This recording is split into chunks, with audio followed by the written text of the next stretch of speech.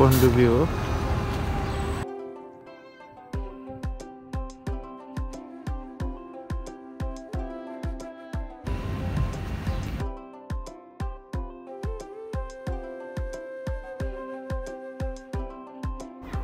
यो चाहिँ Vasco D gamma चाहिँ गोवासम्म चाहिँ यो बोर्ड यो बोर्ड लिएर चाहिँ पुगेको अरे भन्ने सुनिन्छ। यसमा चाहिँ भास्को डी गामा त्यो चाहिँ पुरा युज गरेको प्रयोग गरेको सिप हो। Dom Fernando segundo e Glória. Este pode indiano, Índia. Carreira da Índia. Carreira Índia. Sim. Não, Vasco da Gama. Não Vasco da Gama. Obrigado.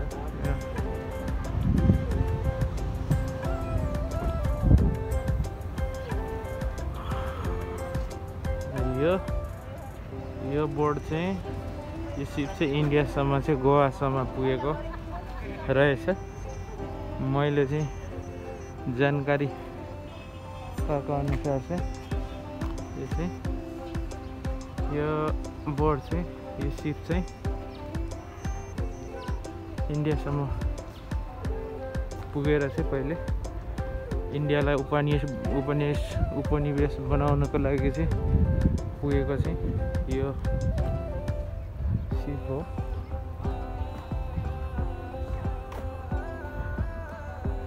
De Fernando II e Glória चाहिँ यो चाहिँ इन्डियासम्म चाहिँ पुगेको सिप हो। यो चाहिँ पोर्चुगलको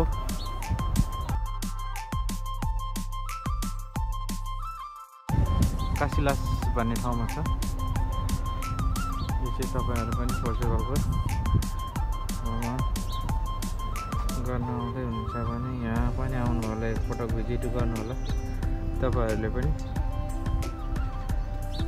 यो भिजिट गर्ने समय चाहिँ रहेछ यो 17:45 5:15 देखि 17 देखि 30 देखि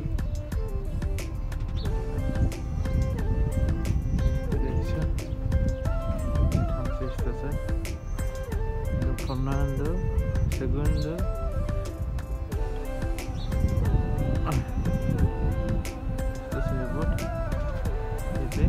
इन्डिया गोवा उपनिवेश बनाउँदाखेरि प्रयोग गरिएको चाहिँ यो चाहिँ गोवा पत्ता लाएर चाहिँ उपनिवेश बनाएको यो सिप हो। यो चाहिँ कासिलासमा अवस्थित छ, देख्न सक्नुहुन्छ तपाईहरु।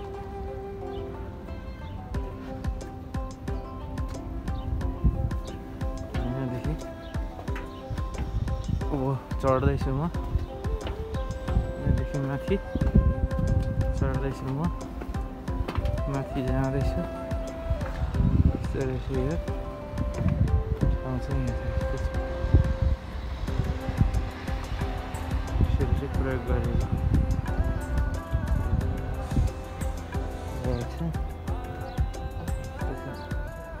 गेटहरू।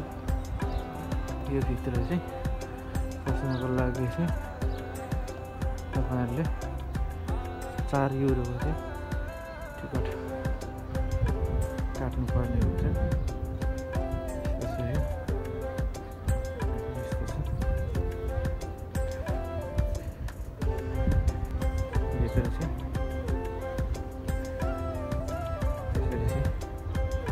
यस्तो रहेछ हो। यो सिप चाहिँ यहाँ फरफराइराखेको देख्नुहुन्छ सक्नुहुन्छ तपाईहरुले चाहिँ पोर्चुगलको झन्डा चाहिँ पुरा फरफराइराखेको छ।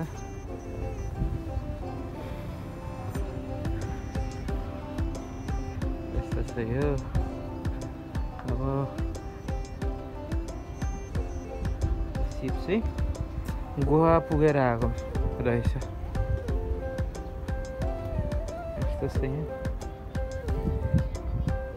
यो भित्र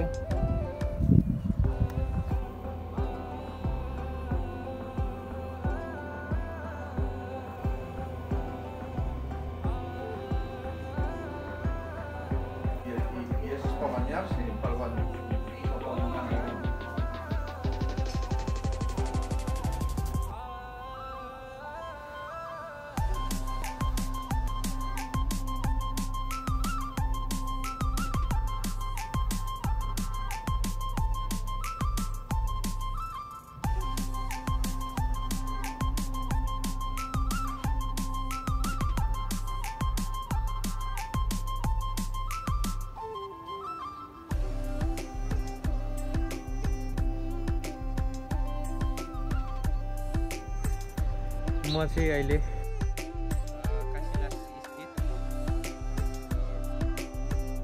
इन्डियाको गोवा पत्ता लगाउने भास्को डी गामाले प्रयोग गरेको चाहिँ गोवासम्म जानको लागि चाहिँ प्रयोग गरेको चाहिँ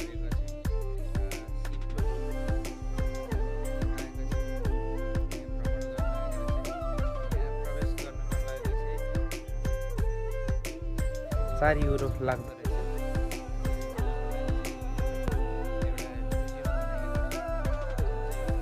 यो तपाईले देख्न सक्नुहुन्छ यतापट्टि तोप राखेको छ। तोपहरू पछाडिपट्टि चाहिँ तपाईले देख्दै हुनुहुन्छ पोर्चुगलको झन्डा पनि फरफराइरहेको छ। यो चाहिँ पहिले चाहिँ इन्डियासम्म चाहिँ पुगेर चाहिँ आएको सिप रहेछ। यहाँ प्रयोग भएको पोर्चुगलदेखि चाहिँ इन्डिया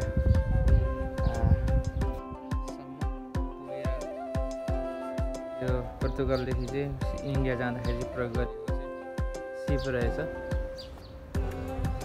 यहाँ भ्रमण गर्न आएको छु म, सक्नुहुन्छ। एकदम राम्रो रहेछ।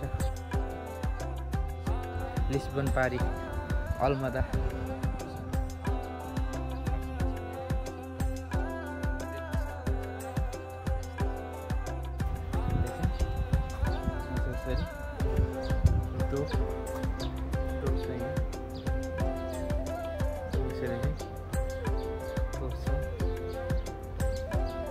तपाईहरु पनि यदि घुम्न आउनुहुन्छ भने चाहिँ आउन सक्नुहुन्छ। म चाहिँ भ्रमण गरिरहेको यो चाहिँ काशीलास पोर्चुगलको चाहिँ काशीलास स्थित छ। काशीलासमा पर्छ। तपाईँ हेर्न सक्नुहुन्छ। यो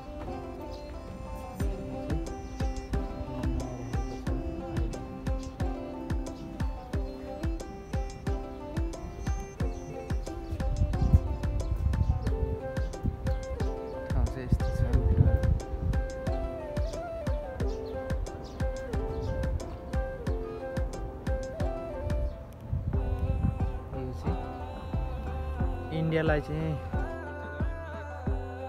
पटक उपनिवेश बनाउन चाहिँ सफल भएको समयमा चाहिँ पोर्चुगलको यो काशीलास अवस्थित छ। देख्न सक्नुहुन्छ। त्यतिखेर चाहिँ प्रयोग गरिएको पुरा सामानहरू पनि राखिएको छ। म्युजियम बनाएर चाहिँ राखिएको छ पुरा। त्यो समयमा चाहिँ प्रयोग भएको सब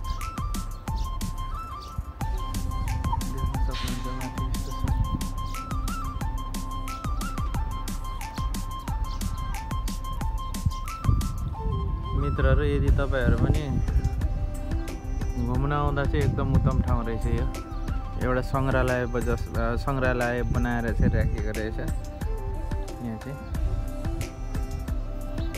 अवश्य एकपटक चाहिँ घुम्न आउनु होला तपाईहरुले।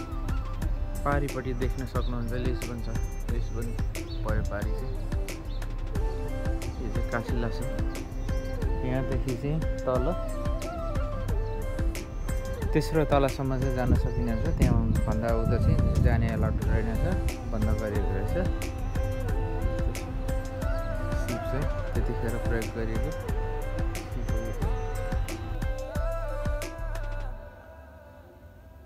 डॉक्टर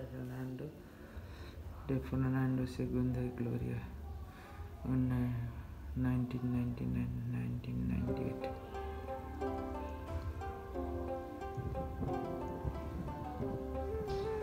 म चाहिँ यहाँ आज भ्रमण गर्दैछु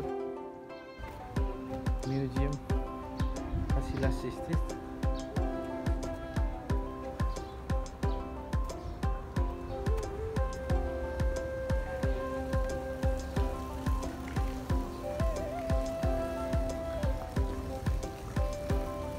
डी फर्नान्डो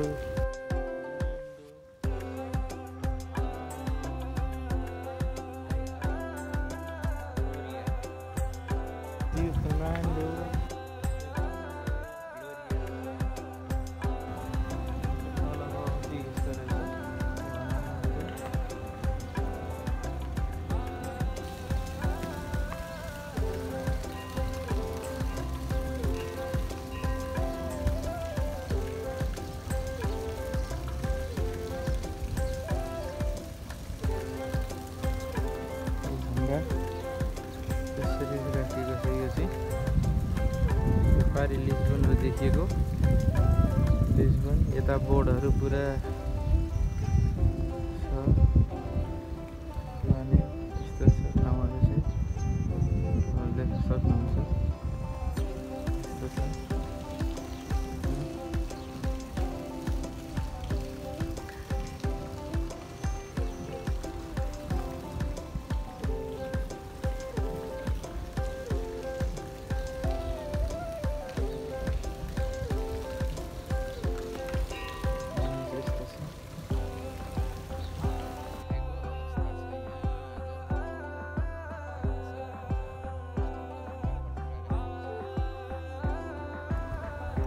पोर्चुगल आउँदै हुनुहुन्छ भने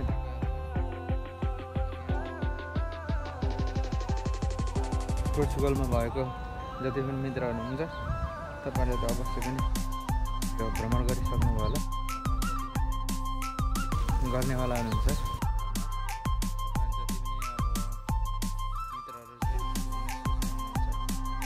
तपाईँलाई थाहा छैन भने अलमदा डिस्ट्रिक्ट अन्तर्गत अलमदा सिटी